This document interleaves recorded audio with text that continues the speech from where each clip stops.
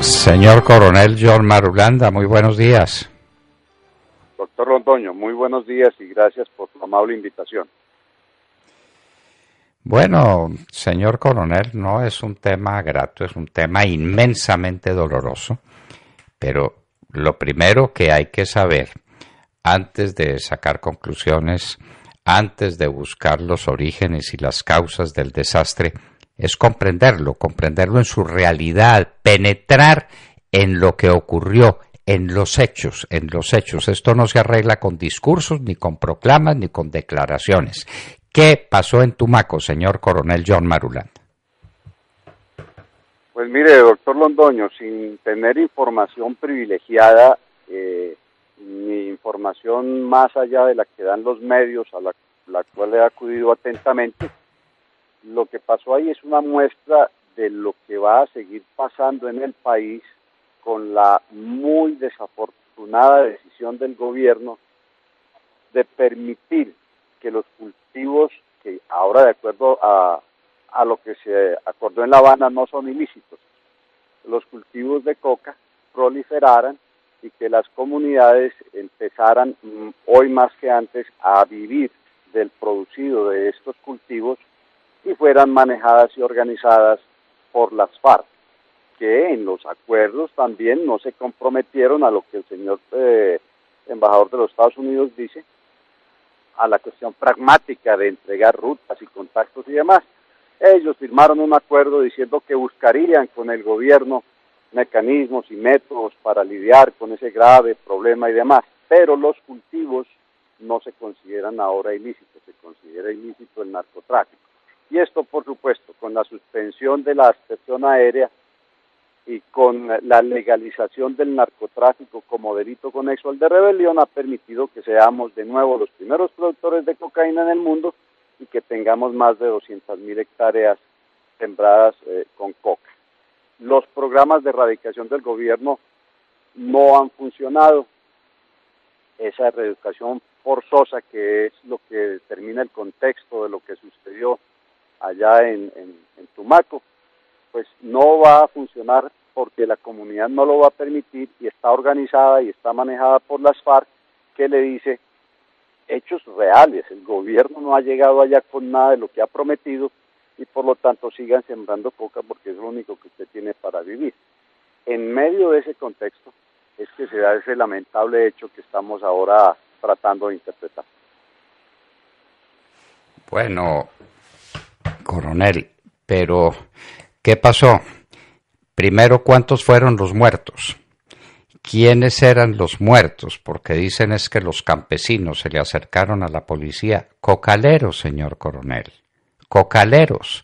Sembradores de coca, es decir, delincuentes. Delincuentes a quienes ahora no se trata como delincuentes, sino como, pues no sé, como víctimas. Los pusieron a delinquir, como usted bien lo dice, delincuentes. Pero ¿quién disparó?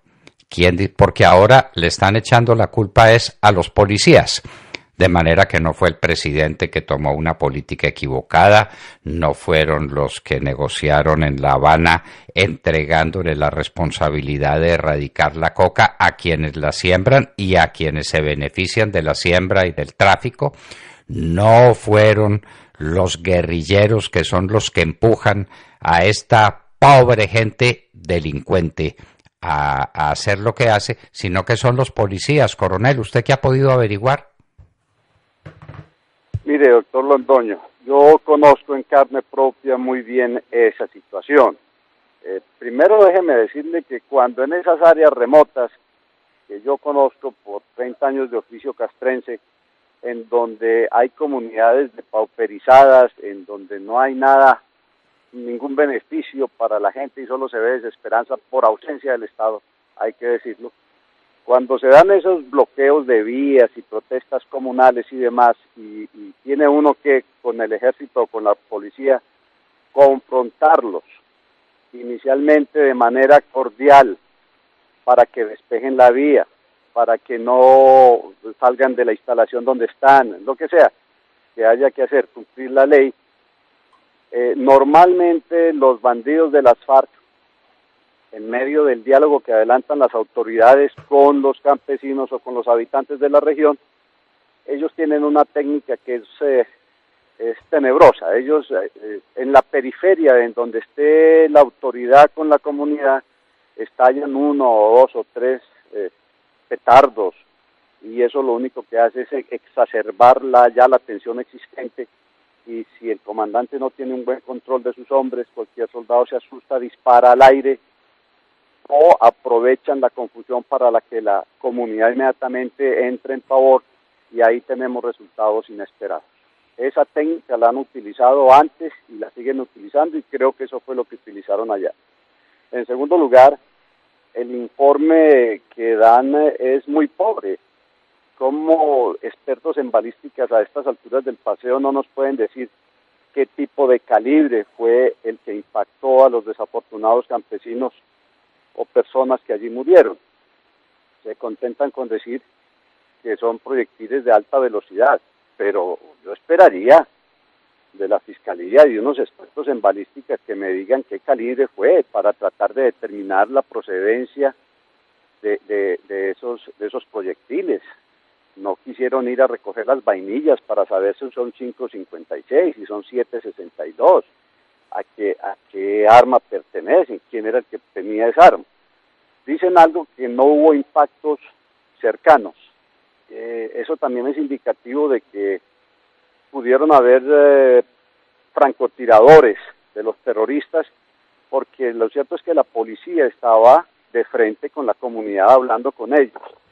Hay unos antecedentes que vienen desde mayo de este año, en donde unidades completas de la policía han sido copadas por estos cocaleros, se han robado sus fusiles. Tengo videos en los cuales son amenazados con machete a punto de que no me explico por qué la policía no utilizó su arma de dotación en defensa personal, pero todo eso concluye en que están, primero, desprestigiando la fuerza pública, y segundo, inhabilitándola para cumplir con sus deberes legales y legítimos. Lo que vamos a ver ahora es que muy probablemente empiece la policía a retroceder, el ejército a retroceder y a dejar el control de esas zonas en manos de las guardias campesinas, indígenas o cimarronas, que son organizaciones entrenadas y ideologizadas por la izquierda bolivariana. Hacia allá apunta toda esta estrategia. Pero no solamente es una cuestión ideológica, coronel, es que aquí lo que hay es un problema de plata que no ha sido medido. Dígame si usted ha oído en alguna parte cuánto dinero produce en Tumaco, solamente en el municipio de Tumaco, el negocio de la coca en el año. Si son 25.000 hectáreas sembradas de coca, ¿cuánto cocaína produce eso? Eso lo venden fácil a 5 millones de pesos el kilo. Ese es el precio que tiene la cocaína puesta en Tumaco. No estoy hablando de lo que vale después en el mercado internacional, que es una cifra asombrosa. Esa cantidad de dinero, señor coronel, no mueve todas las manos criminales que se puedan mover. El dinero no es uno de los móviles fundamentales de un proceso criminal.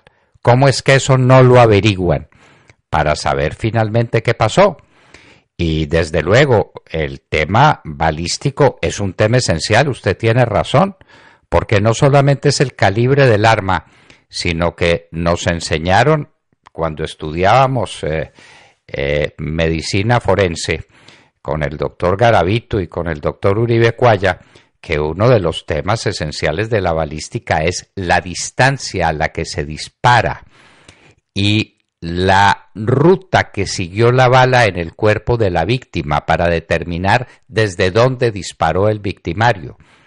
Esas cosas están en el informe de medicina legal que usted pudo leer, señor coronel.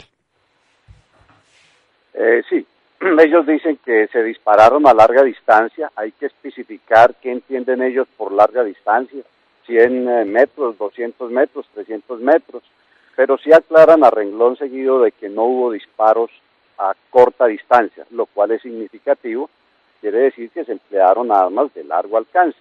Que desde qué tanto se lanzaron, desde qué tanto se dispararon, perdón, cuál fue la trayectoria. Esas cuestiones técnicas no se explican en el informe. El informe es, a mí me da la impresión que es más para calmar la inquietud que realmente un informe serio sobre el cual uno pueda no hacer conjeturas y no sacar conclusiones. Y en cuanto a lo del dinero, pues evidentemente, usted toca un punto que es vital en todo esto. Estamos hablando de organizaciones del crimen organizado internacional. Los contactos de las redes de narcotráfico en toda esta región del Pacífico, por donde sale casi el 40% de la coca que producimos, pues están vinculadas con los carteles de México. Son muchos los contactos determinados entre miembros de las FARC y el cartel del Golfo en México y demás. Y el mercado internacional, desafortunadamente, para la cocaína está al alza, en Europa, en Estados Unidos, en el sudeste asiático, en el sur del Pacífico. Esto hace básicamente imposible controlar a menos que se tomen medidas serias, drásticas y que se cumplan. Esto va a seguir porque es una escalada incontrolable, por lo que usted dice. La cantidad de dinero que se mueve, pues primero suple las necesidades básicas de supervivencia de estas unidades, de estas comunidades tan pobres. Segundo, tiene la capacidad de corromper a cualquier persona del Estado o de la empresa privada. Tercero, tiene la capacidad de reclutar soldados para este crimen y dotarlos del mejor armamento. Luego, es realmente el narcotráfico la principal amenaza de Colombia, no solamente para la estabilidad del Estado, sino para la supervivencia de la propia sociedad. Y frente a eso, pues están las FARC, que siguen siendo consideradas por los Estados Unidos uno de los principales carteles del narcotráfico en el mundo, y que aplican la misma técnica que aplican los talibanes en Afganistán con el opio, y es hacer uso político de esa ventaja que tienen. Una ventaja inmensa porque es la manera de dominar a la gente, dándole de comer de manera bien fácil. Hay que trabajar poco para sembrar coca porque eso es prácticamente maleza. Ese es un arbusto que se produce sin problema ninguno, no tiene dificultades de ningún género, no importan los problemas fitosanitarios, no importa nada. Y el procesamiento de la coca y de la cocaína es muy sencillo, hasta el punto, señor coronel, que no sé si eso se ha investigado suficientemente. Las noticias que nosotros tenemos es que ya hay integración vertical en la producción y que el mismo que raspa la coca produce la pasta de coca y produce el clorhidrato de cocaína. Ya aprendieron, desde luego que con unos riesgos para la salud de ellos y de sus familias siniestros, pero esa es la noticia que tenemos. Y otra pregunta que la gente se hace es si es verdad o no es verdad que hubo disparos o lanzamientos de cilindros bomba o de bombas de algún género que hubieran contribuido a la confusión y a la tragedia que estamos lamentando hoy. Pues el informe dice que no se encontraron huellas de algún tipo de partículas o de fragmentos que indicaran que se hubieran activado estos artefactos. Pero como le dije al principio, yo no descarto esa posibilidad porque es una técnica que ellos utilizan. Ellos estallan tuatucos y petardos en la periferia o en las cercanías, en donde está la autoridad en diálogo con las comunidades para X o Y objetivo. Y esto lo que logra es exacerbar los ánimos y volver muy crítica la situación. La comunidad se vuelve, de hecho está nerviosa, y con explosiones en los alrededores la gente inmediatamente entra casi en pánico, y como le dije, si el comandante de la unidad policial o militar que está ahí hablando con la comunidad no tiene control de sus hombres, control efectivo, es muy probable que algún soldado o algún agente de la policía, asustado, preocupado, mucho más en este caso particular, en donde la policía ha sido copada varias veces, pues puede disparar al aire de manera preventiva, de manera defensiva, y esto generar un incidente del cual pues los resultados son absolutamente impredecibles. Absolutamente impredecibles en una comunidad. Si usted conoció Tumaco en sus muchas correrías del país cuando estuvo al servicio de la patria desde nuestro glorioso Ejército Nacional, usted tiene que recordar que esa era una gente pacífica, tranquila, tenían estas o aquellas condiciones que serían dignas de examinar. Yo conocí Tumaco mucho y lo visité muchas veces porque fui asesor de la grande empresa maderera que había en ese sur del país y doy fe de que es gente que cuando se pone a trabajar y tiene liderazgo y tiene organización es supremamente eficaz y cumplidora y seria en su trabajo, y era gente esencialmente pacífica y tranquila. Pero, coronel, es que el narcotráfico lo corrompe todo, lo disuelve todo y convierte en fieras a quienes eran ciudadanos tranquilos, porque se están jugando tales cantidades de dinero y dentro de un ambiente completamente desmoralizado y corrupto que la gente pierde totalmente el control sobre sus actos. ¿No es este un tema que hay que examinar, señor coronel, para saber a quién nos estamos enfrentando? Porque usted no puede mandar unos policías y unos soldados sin saber cuál es el enemigo o cuál es la comunidad que tiene al frente y cómo manejarla y cómo conducirse ante ella, ¿no le parece? Totalmente, pero es que no es la primera vez que esto sucede. Creo que la Policía Nacional tiene suficiente experiencia para manejar con este tipo de situaciones y yo apuntaría, señalaría a la irresponsabilidad o ingenuidad en caso de ser benévolos con el gobierno actual. Esas negociaciones que hicieron en el Catatumbo, que hicieron por los lados de Arauca, que hicieron allá en el Putumayo, son negociaciones que lo único que van a lograr es llegar a este tipo de incidentes de manera repetida.